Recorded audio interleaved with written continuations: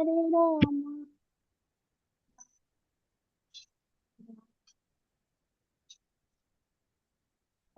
Krishna, Hare Krishna, Krishna Krishna, Hare Hare, Hare Rama, Rama Rama, Krishna,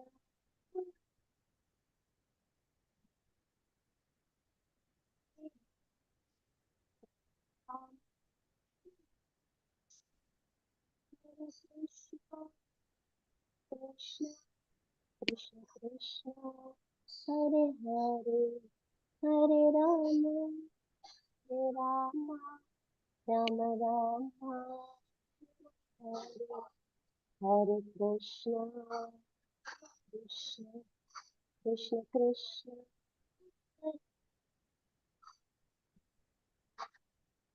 Hare Rama, Hare Hare Krishna Mataji, thank you very much. Hare Krishna. Vancha kalpatarubhyascha kripa sindhubhyev cha patitanam pavanebhyo vaishnavibhyo namo. Ananta koti vaishnavavrinda ki jai, Srila Prabhupada ki jai, Gurudev ki jai.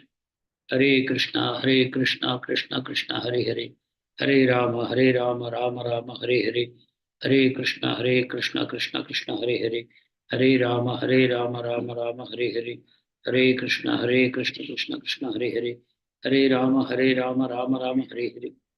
Anantara Srimad Bhagavad Gita ki jai.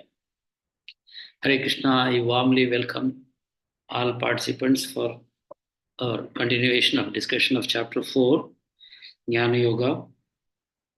So we have covered up to what shloka last time?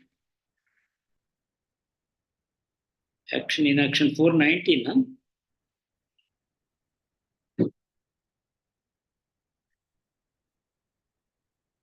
Anyone recollect? Hare Krishna. No, Hare Krishna. Prabhuji, I joined late, so I didn't note down, Prabhuji. Okay. Time. So I think basically we were talking about action in action and how to see action in inaction and inaction in action. We had discussed that. So basically what we understand by inaction means externally we see nothing happening.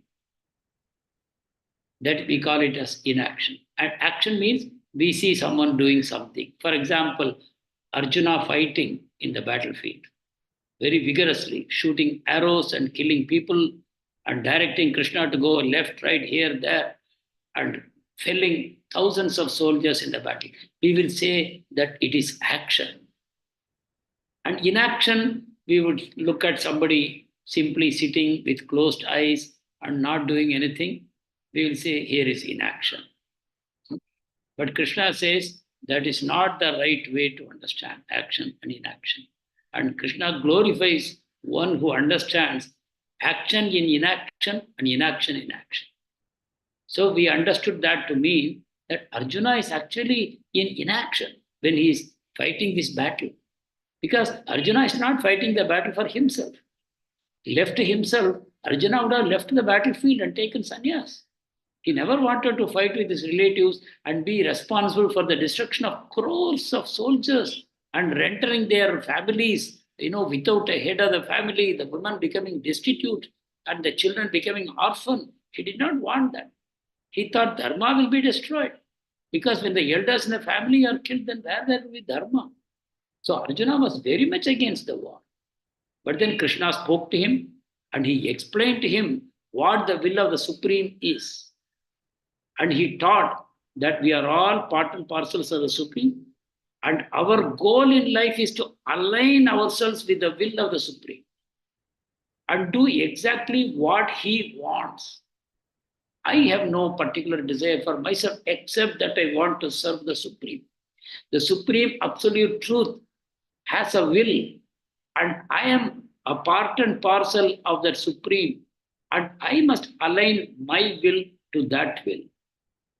So when we talk about independence, what is the correct use of independence and what is misuse of independence? We understood that wrong use of independence is to follow our senses and our mind. We have likes and dislikes, and we act on that basis. That becomes misuse of my independence. I want to go for a movie. I want to visit a cabaret. I want to go to a bar. I want to enjoy sense gratification in different ways, and I follow that. That is misuse of my independence. The correct use of my independence is to surrender my independence to the supreme will, which we saw in the life of Jesus Christ. Jesus Christ said, "My Lord, let thy will be done." In an extreme situation, he knows the next day he is going to be crucified. In such a situation, he talks to God, his Father. He says, Father. He always calls God as Father because Jesus called himself Son of God. Actually, we are all sons of God. But how many of us know that? He knew that. So he calls God as Father. It's no longer God for him, Father. For us also, God is our Father. And Krishna is telling in Bhagavad Gita, Aham bija pratapita. The one who puts the seed into the mother is Father. And this entire material creation is Mother. Mahat Yoni. Tasam Brahma Mahat Yoni. Yoni means womb in Sanskrit. Yoni. So Tasam Brahma Mahat Yoni. Aham bija pratapita. The entire material Prakriti is called Yoni. And I am the seed-giving Father. So Krishna, Jesus Christ knows the Father. So he says, Father. It's not that only Jesus is the Son of God. No, that is misunderstanding. That's a misinterpretation. That is misleading to say there is only one Son of God and that is Jesus. That is nonsense. This is not what Jesus spoke. It is only a matter of knowing and not knowing. It's not that God has only one son. Hey, come on. Even an ordinary human being in this world produces tens of sons. Do you think God is capable of producing one son? Why? Why God will limit like that? Krishna married 16,108 ladies who all surrendered to him, saying, our parents will no longer accept us. We have been imprisoned by this Bhomasur for 1 year. Now they won't take us back home. Krishna, we surrender to you. Krishna accepted all of them as his wives. Not that there was one Krishna and 16,108 wives and he will go to one wife per day. Not like that. He is Supreme Lord. He has no limitation. He became 16,108 Krishnas. One Krishna became 16,108. And in 16,108 wedding halls, he married them simultaneously. And then there were 16,108 palaces in which he lived with them. Not that one palace per day. He was in every palace every day, all the time. Which Narada Muni tried. He tested Krishna and he saw, yes, Krishna is everywhere. In every palace, Krishna is there. Simultaneously, because Narada Muni has that power. He could go to all these palaces, one after the other. And he saw Krishna everywhere. So this is our understanding of the supreme power. So when Arjuna aligned himself with that will, when Jesus Christ aligned with that will, that was the purpose of the soul being part and parcel of the whole, should serve that whole. That is the purpose. A part in a machine serves the whole by performing its function properly. A screw in a machine has a role to perform, to hold something together. It has to perform.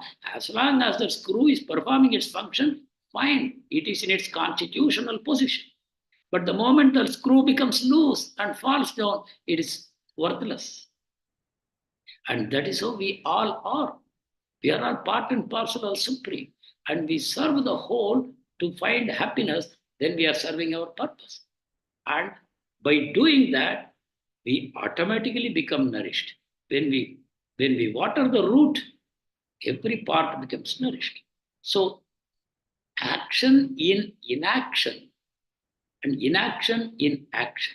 We were discussing inaction in action. Arjuna is fighting, but not for himself. He is offering the fruit entirely to Krishna. He is doing it for the pleasure of Krishna. So there is actually inaction. But we are seeing action there. Whereas Duryodhana is fighting. That is action. In fact, it is prohibited action. So Duryodhana fighting the war with a wrong motive, that I want to kill my brothers and I want to enjoy the kingdom for myself, even by breaking all the moral codes. So that is called vikarma, prohibited action that will bring papa. Right? Whereas if someone is doing a pious activity, something which is prescribed in the Vedas as a pious activity, like digging a well for the public, opening a school for the public, teaching poor children, giving garments to poor children, feeding poor people, all these are pious activities. It will bring you punya.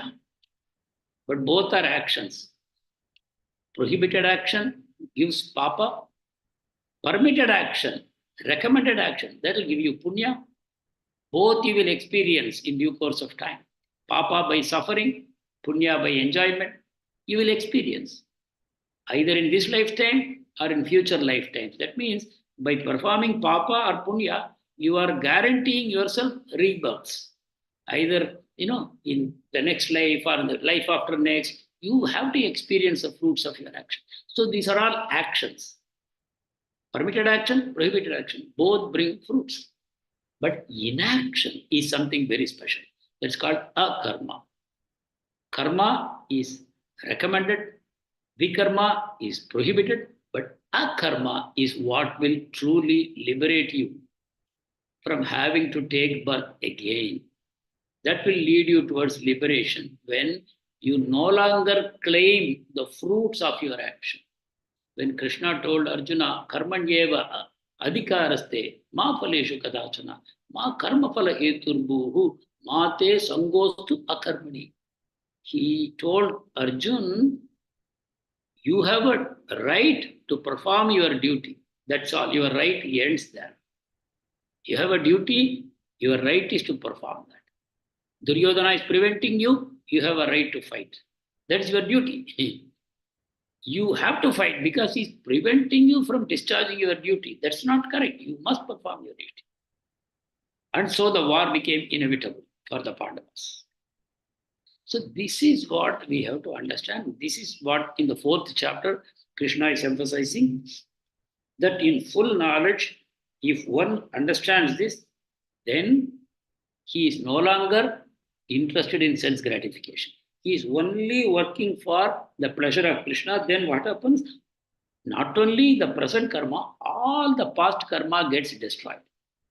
If you learn to work in this consciousness that I am no longer interested in creating karma, I am no longer interested in creating and experiencing karma. Even though it may be good karma, punya karma, I don't want punya karma. Right? I want to become free from karma once and for all. For such a person, if you work in that mood, all your past karma is also destroyed. That's what Krishna is saying. They are burnt up. How it is burnt up? By the fire of perfect knowledge. So, perfect knowledge is a fire.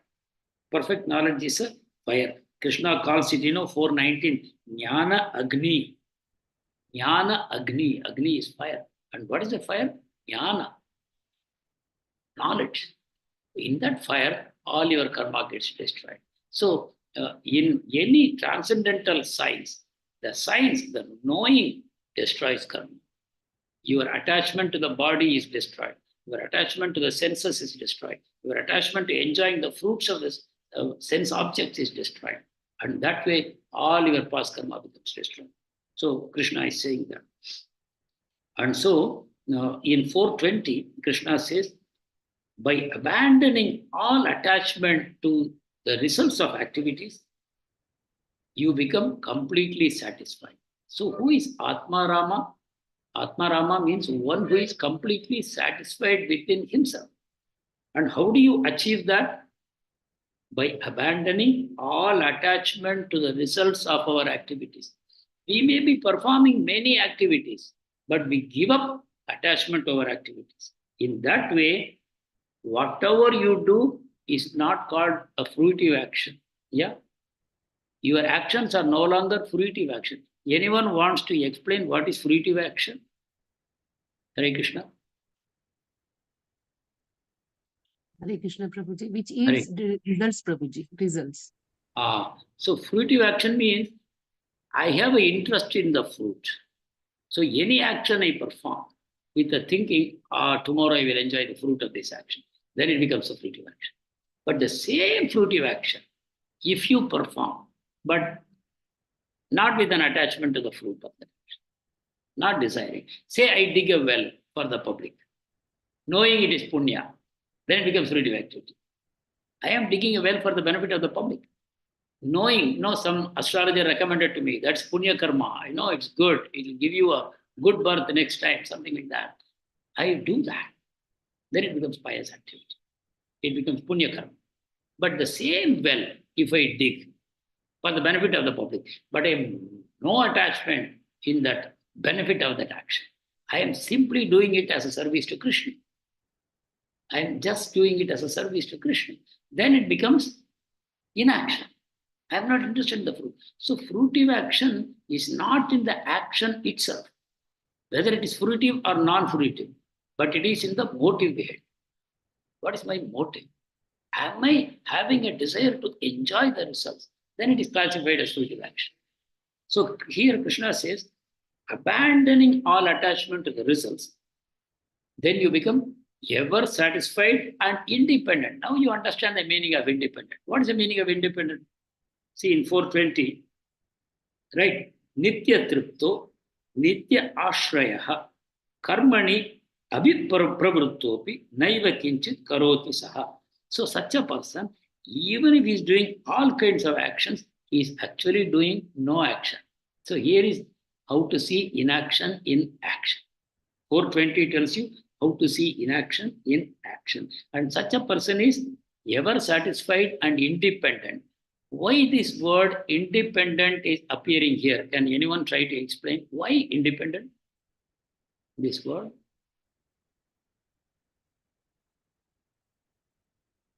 Hare Krishna Prabhuji. Hare Krishna. Yes, Prabhuji, that independent means depending on the Sri Krishna. Very correct. Very correct. True independence means depending on Krishna. That is true independence. True independence means being established in your original constitutional position. And what is that position? Being completely dependent on Krishna as his servant.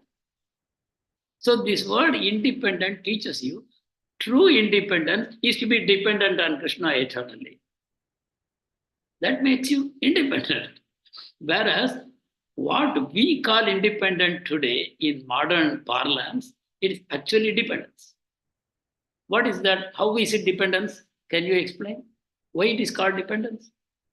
This independence?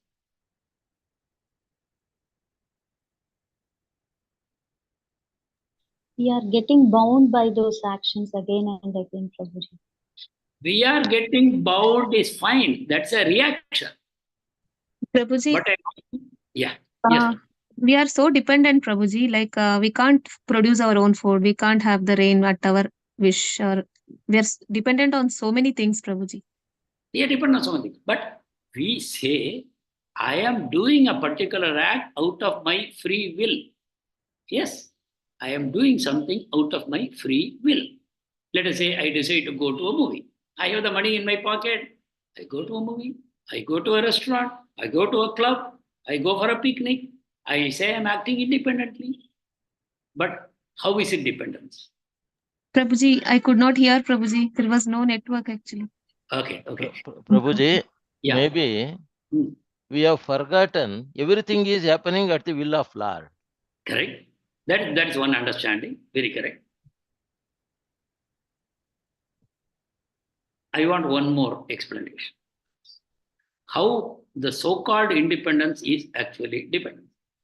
I am thinking and feeling that I am independently acting. Hare Krishna Prabhuji. Actually, there are three doers, Prabhuji. Ah. A soul can desire, and the supreme soul can sanction, and the material nature can facilitate the action. Yes. Ultimately, it is the supreme soul who sanctions, Prabhuji. Yes. Sanction is there. So we are dependent on that. So when you have spiritual knowledge, this understanding will appeal to you.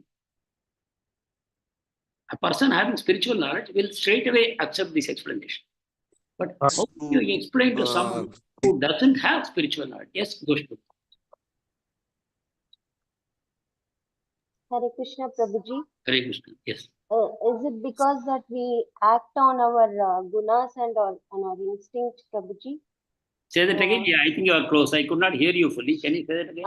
Prabhuji, it is because we are covered by our independence is covered by our gunas. Again, Prabhuji. your voice is not carrying now. Only the first few words I could hear. Our independence is covered by gunas, Prabhuji. We act on our gunas and instinct, Prabhuji, is mentioned in the last class. Perfect. That is the perfect answer. Yes.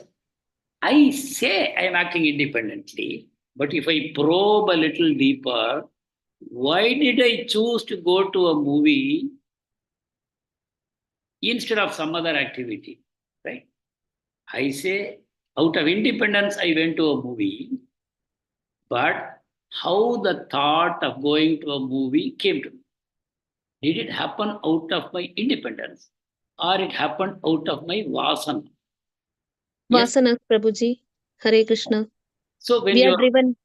yes, so We are when your driven. vasana is dragging you and you still say I am acting independently, what is that nonsense?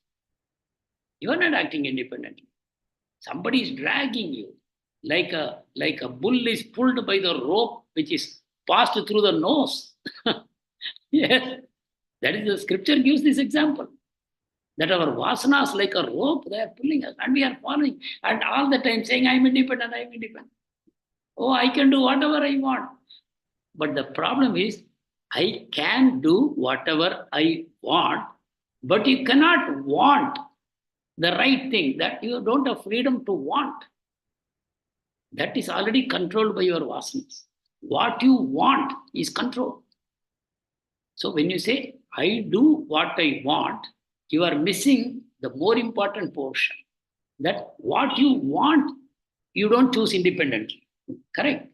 Because your mind, your senses are pulling you by the strength of your vasanas. So true independence is to become free from the pull of these vasanas, which is happening through the mind and senses. So you remember Krishna told in the previous chapter, O Arjuna, lust, kama yesha, krodha yesha, rajoguna samudbhava, mahasana, mahapapma, vittiyena vihavairini. Arjun, this is your worst enemy. You understand this? Lust, which is lust, and anger, which is born out of frustrated lust. This is pulling living entities beyond their control. They are helplessly being followed. And this lust is sitting in your mind, it is sitting in your senses, it is sitting on your intelligence. And this lust is pulling you. So it is foolishness to say I am independent when I am following my lust through my senses and my intelligence. So this is what. So here the word in Sloka 20, the word independent reminds you that independence comes only when you become free from the attachment to the fruit of your action. That is when you experience true freedom, and that is when you are called ever satisfied. Ever satisfied. You are not doing to get anything because you are already satisfied. An already satisfied person. Only such a person becomes independent. And that satisfaction comes, like Krishnamati Prabhu said, by becoming dependent on Krishna, by becoming a servant of Krishna. So that is the message here. Krishna Prabhuji, Hari- maybe Yeah. free from all the influences of modes. Yes. Correct. That means you become transcendental. Becoming beyond the influence of modes means you become transcendental. So that's called Brahma Bhuta stage. Krishna says, Brahma Bhuta, Prasannatma. Prasannatma means always joyful within. Prasannatma, always joyful within. Brahma Bhuta, Prasannatma. One who is gone beyond the three modes is called Brahma Bhuta. Prasannatma. Na shochati, na kankshati. Is neither hankering nor lamenting for anything. And such a person, samaha sarveshu bhuteshu, he becomes equal to all. He becomes equal to all. And then Krishna says, when he reaches that stage, then he develops love towards me, bhakti. Samasarveshu bhuteshu mad bhaktim labhate param. Then he attains bhakti to me. A Brahmabhuta who has reached the stage of equality towards everyone. Then he attains my bhakti if he comes in association of a devotee. You go beyond liberation. You develop bhakti at that stage. But we are all so fallen. We are not at the stage of Brahmabhuta at all. But even we are eligible to perform bhakti. Because for performing bhakti, no qualification is prescribed for performing bhakti. Striyo Vaishyas Tata Sudras Depiyanti Param Gatim. Anyone who is considered very low in consciousness, they also can reach the Param Gati, the highest destination, by performing bhakti. So there is really no disqualification. But we should have faith. And we should come in the association of parampara. With faith, we should come in the association of parampara and execute their instructions. This is the way to develop qualification. Not that everybody has qualification. No.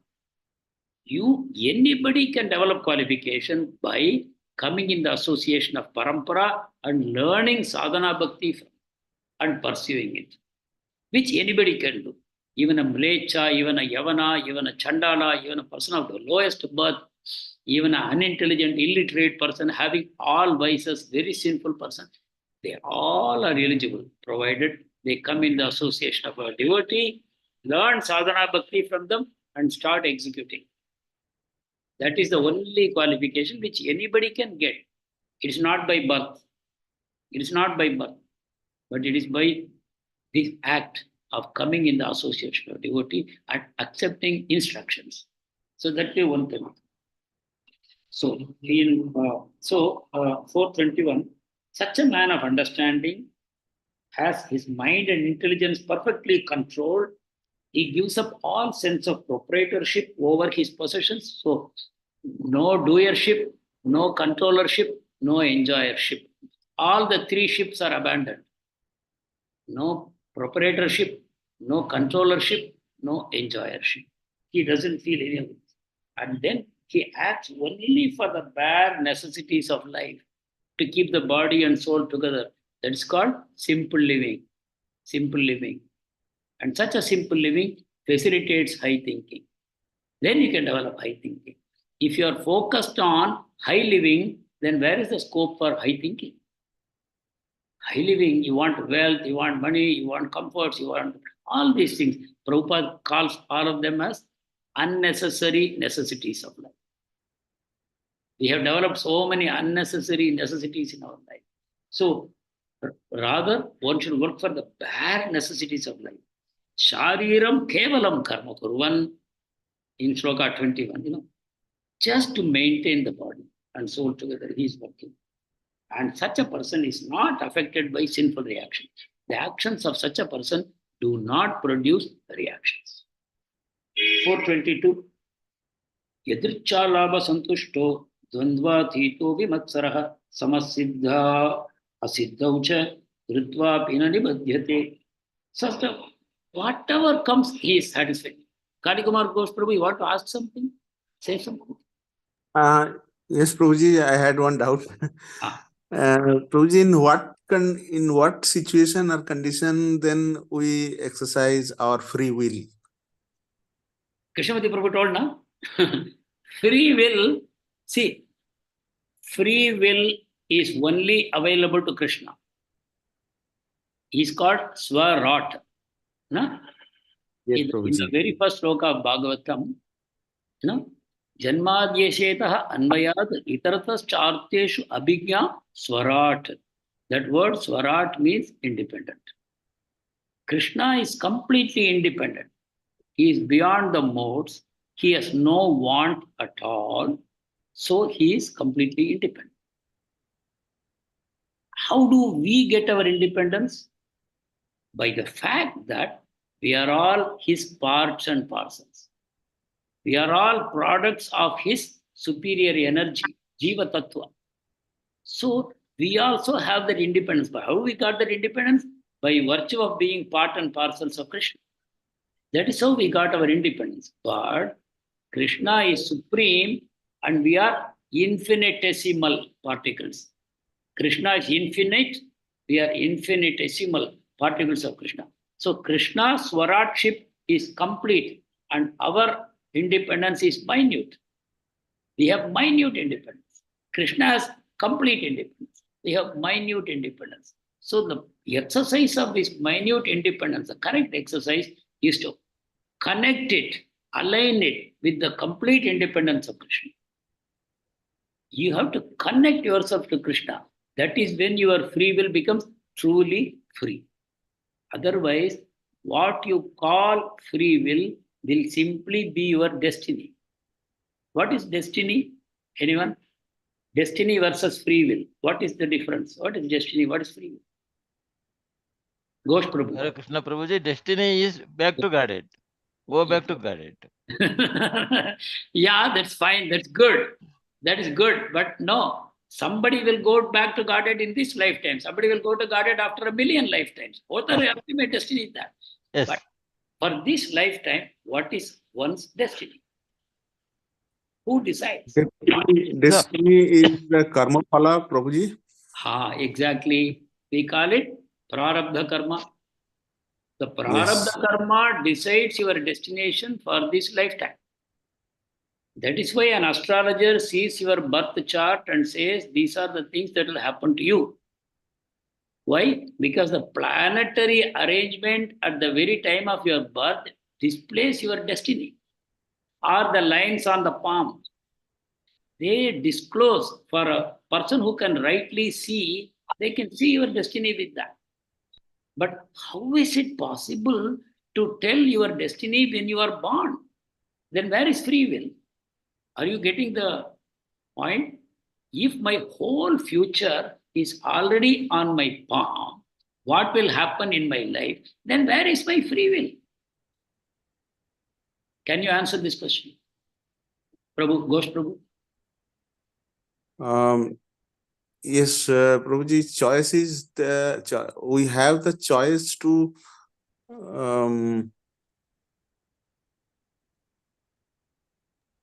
It is predetermined, Prabhuji. yes, everything is okay. We are driven by karma, but what I understood, Prabhuji, that we have little free will allotted for us, and by that we can choose to do our actions such a way that we can go back to Godhead, or we can Yeah. Prabhuji, free will is there for the devotees, Prabhuji. For the non-devotees who have not come to Krishna, Yes. the destiny is will be applied, Prabhuji. Like if the free will is there only for the devotees, Thank those you. who choose to Thank go. you. That is Hare that is perfect. okay, right, That is Prabhuji, perfect. okay. So those who think and claim that they have free will, they don't have really. Because if I can tell you what will happen to you in this lifetime in advance, then where is your free will? So what you call your free will is basically you are guided by your karma vasanas. And the planets tell you this is the way you will act and this is what you will experience in this life. So the planets are telling, oh my dear friend, thinking it is free will, you will do exactly these things. So you say it is free will, but we know that like a bull pulled by a rope, you are pulled. And you will do exactly that. And what is choice? Supposing in front of me on a table, there is a glass of nice fruit juice and there is a glass of liquor. What will I choose? I have choice. I have choice. But what I choose differs from person to person. Both are exercising free will.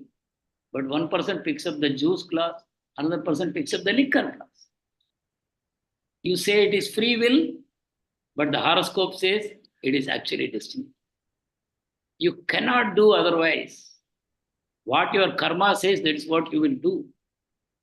That means This is called, we say in our devotional language, anartha. Right? These are what we have developed over so many lifetimes, various sensual desires, desire for sense gratification. We have done these actions many times before, and we want to repeat it again and again. So that is called vasanas, karma vasanas. Okay. But once you come to Krishna consciousness and you accept with faith the scriptures and the teachings of the acharyas, paramparas, then your shraddha takes over.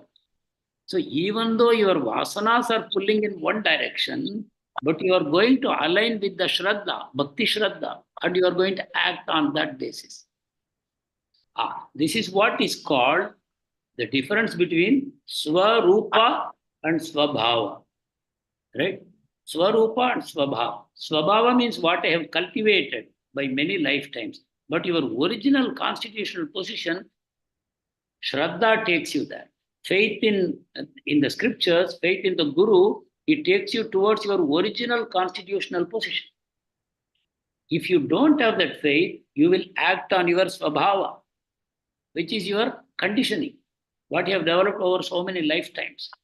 So, absolutely, as Mataji said, only for a devotee there is free will, because they are trying to align with Krishna. For them, the horoscope doesn't work. The astrologer cannot predict what will happen to a devotee, because Krishna takes charge of the person's life. Krishna may decide that, okay, let it happen, or he may decide, no, it will not happen. But in the case of a non-devotee, Krishna never interferes. So destiny works in their life. So there can be predictions. But in the case of a devotee, he has aligned his free will with Krishna. Now no astrologer can predict his future. So please understand, free will and destiny become the same for a non-devotee. His free will is actually destiny. In Tamil, there is a nice poem written by a great saint called Avaya. Avaya wrote this poem. I have said this many times in our Bhakti Viksha classes because I so much like this song. It says, one who constantly remembers and glorifies the name of God. Yes, for such a person, there is no danger at all. There is no danger at all. But then, for those who are not God conscious, for them, what they call free will, it will be actually their own destiny masquerading, or what do you call that? Dressing itself up as free will. It is your destiny that appears like free will. Meaning, you think you are acting freely, but you are actually acting according to the dictation of your destiny. So this song, in 4 lines, Shivaya Nama என்று சிந்தித்திருப்பார்க்கு அபாயம் ஒரு நாளும் இல்லை. உபாயம் இதுவே மதியாகும். மற்றெல்லாம் விதியே மதியாய்விடும். Madi means intelligence, discrimination. Vidhi means fate, destiny. So she says, for people who are God-focused, that is the correct way to become free from all dangers. This is true intelligence. True intelligence is to align your intelligence with God. For such people, there is no danger. For others, their own destiny will become their free will. Destiny will be their free will. You will assume that you are free, but you will not be free. Are you getting the point? This is the message we should take deeply into our heart. Ghosh Prabhu, is it clear? Yes, Prabhuji, yes, getting clear. Thank you. So destiny has a meaning differently for different people. For devotees and non-devotees, destiny has different meaning. Free will has a different meaning. People who don't understand, they will say economic independence, political independence, social independence, all nonsense independence. This is not truly independence. True independence is Lord, let thy will be done. What Jesus Christ told. Just before being crucified, he told God, Lord, let thy will be done. Even if it means my crucifixion, which is so painful to my body. But still, if it is your will, let it be done, not my will. See? So, for a devotee, sometimes we feel something should happen in a particular way. But he always prays to Krishna, Krishna, if you are willing, this is what I want. But if you are willing, let it happen this way. If you are willing. Otherwise, no. So we never pray to Krishna, Krishna, give me this, give me that. He said, Krishna, if it is aligning with your will, please let it happen this way. Srila Prabhupada was very sick. He had a stroke, and anytime he would die. So his devotees came and asked him, disciples, Prabhupada, we want to pray. Please tell us how we should pray for you. Prabhupada said, okay, if you want to pray to Nrsimhadev for my recovery, pray like this. Oh Lord, our spiritual master has still some unfinished business. We are all new. We don't know anything. We still need his guidance. So, Krishna, if you are willing, let our Guru live for some more time. Krishna, if it is your will, if you are willing, let him live. So that we always accept the will of God. Even though we sometimes feel my will is out of alignment with the will of the Lord. The Lord is willing something else. But that is only because of what? Why do we? Yeah. It is ultimately for our benefit, Prabhuji, for our good. Yes, but we don't see it. Yeah, we don't see it. That means we are not fully aligned with God. We are not fully aligned with God. Then we have some independent desires, out away from God. So that is what we call Swabhava. All this Swabhava has occurred because of so many lifetimes of willful living, wanton living. I act as I wish. So that has created all this sense of separation from the Lord. Yes, because of that we feel, oh, God's will and my will are not aligning. I want my will to be executed. But the fact is, God is a supreme well-wisher of every living entity. Suhridam Sarva Bhutana is a well-wisher of all. So we should never have any doubt about the will of the Lord. Whatever happens in our life, we should know it is for my good. Even though we don't see it at that time. Because we are using our empirical eyes. We are using our fleshy eyes. We think what I see is truth. Is it not? Have we not grown up like that until we came to Krishna consciousness? That I personally saw it. That is eyewitness account. In a court, eyewitness is accepted. As though what you see with your eyes is true. Yes, they want eyewitness account. They consider it as the best. But no, in Krishna consciousness, no. Eyewitness is not accepted. Shastra is accepted. If what Shastra says and what your eye say, they don't match, then Shastra is to be accepted, your eye is to be rejected. That's called Shastra Chakshu. Chakshu means eyes. Chakshu in Sanskrit means eyes. Shastra Chakshu, the eye of the scripture, is given more weightage than your material eye. Charma Chakshu. This is called Charma Chakshu. Charma means skin. Charma Chakshu. It has no weightage in spirituality. So you can understand why the modern jurisprudence, our legal system, is very defective. Because it is out of alignment with scriptures. How can the judges give justice if they don't believe in scriptures?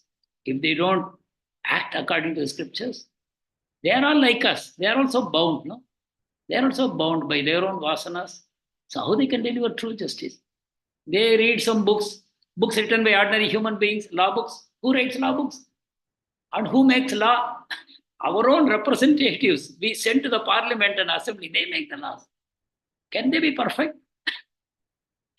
The law made by our representatives, do you think they can be perfect? But we have only that law because we don't accept God's law. So God's law is perfect. So once you learn to accept God's law in your life, then you are in alignment with the will of God. Okay, so in the same tone, Krishna continues some more shlokas. So I will move a little fast. There is nothing much to say. Only Krishna is re-emphasizing these concepts of action, inaction, and vikarma, prohibited action. This is what we are.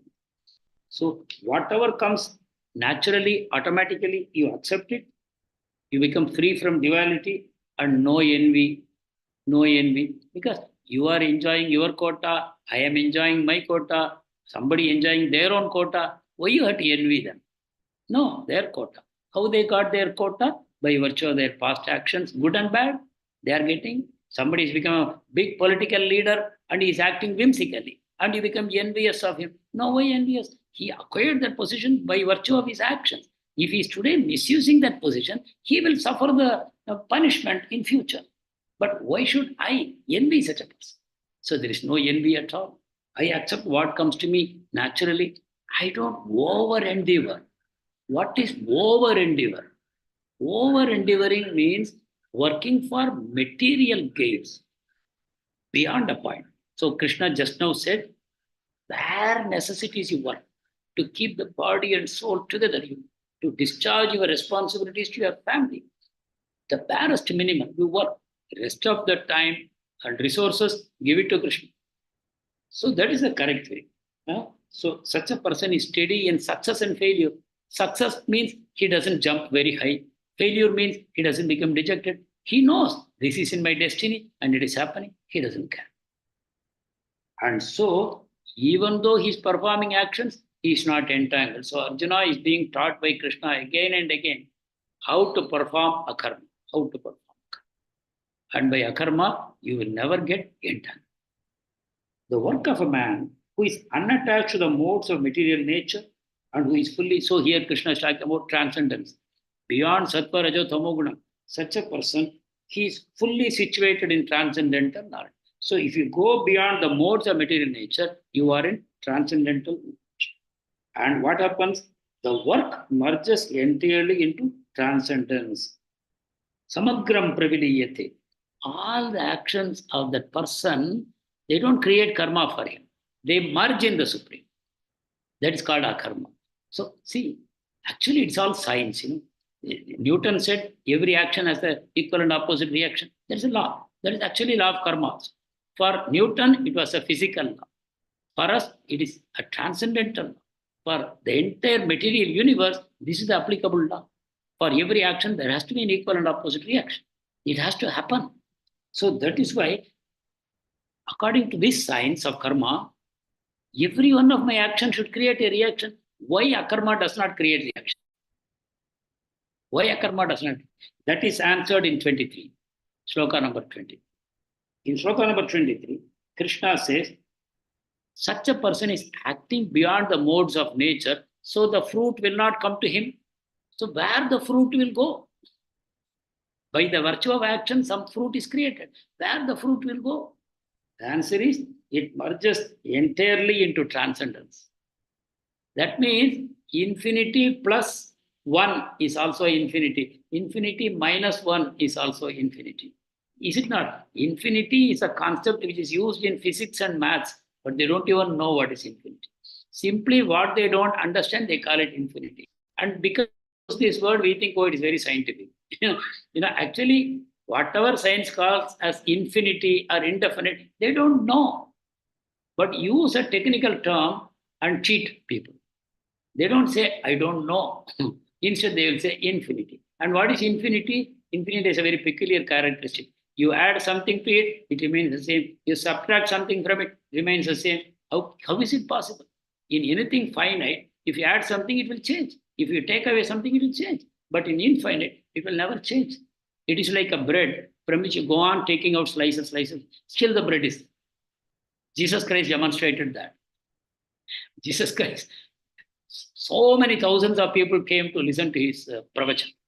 And then the disciples said, oh, Jesus, we have only a basket of fish or whatever. They used the word fish, bread, basically. So they had some bread and some juice to distribute.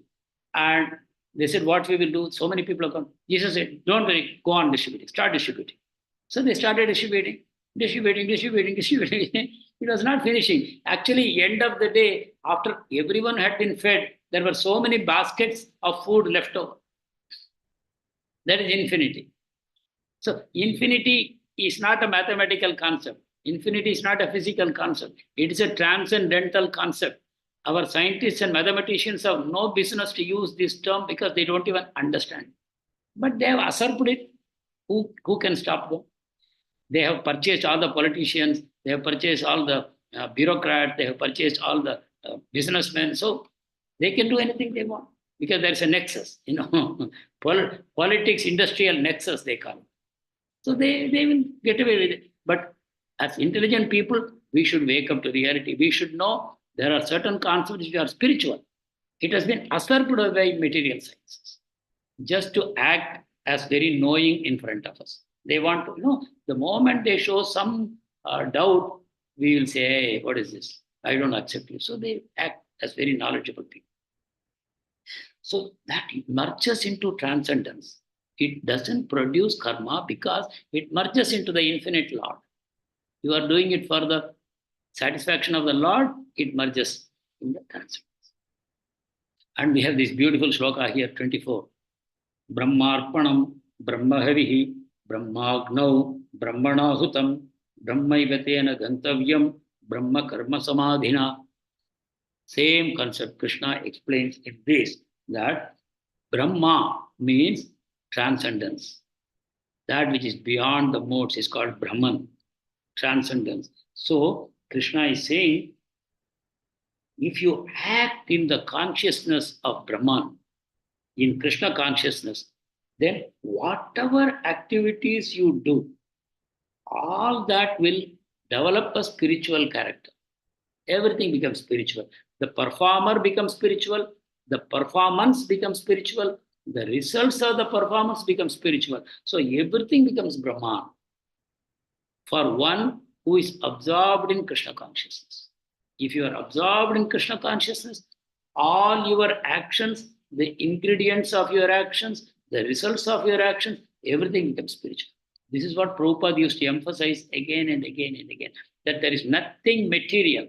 It is only in our vision that there is material. If you look with a material vision, everything looks material. But when you see everything as the property of Krishna, Isavashyam idam sarvam, yatkincha jagatyam jagat. If you see everything as the property of the Lord and you offer them back to the Lord, then everything becomes spiritual. There is no more material. So the material spiritual is in our vision only. Everything is the energy of the Lord. Everything is the energy of God. So that is the message of 24. 25.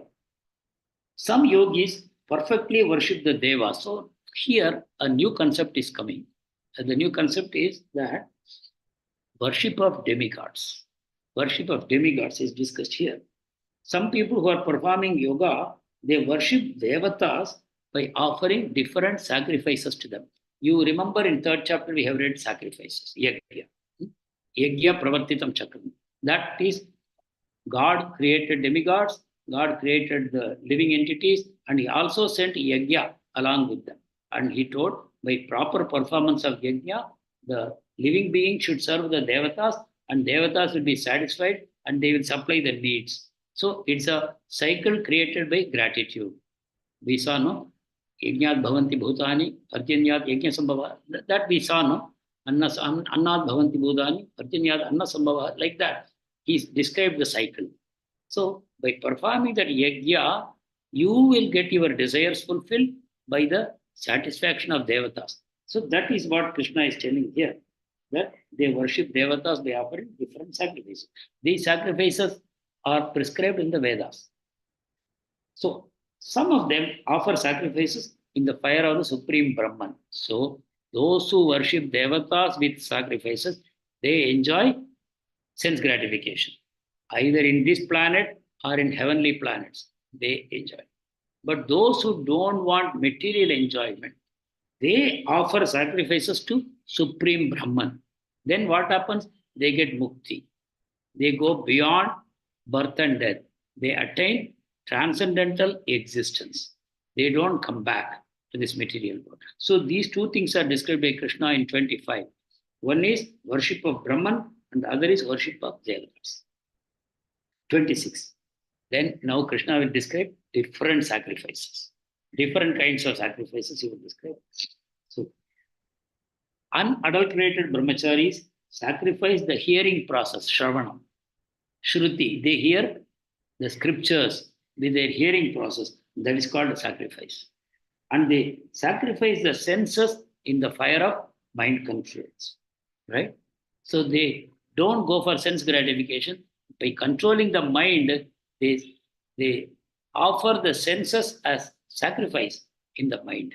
And they sacrifice hearing process to the scriptures by hearing scriptures. That is one kind of sacrifice done by brahmachari. What about grihasthas?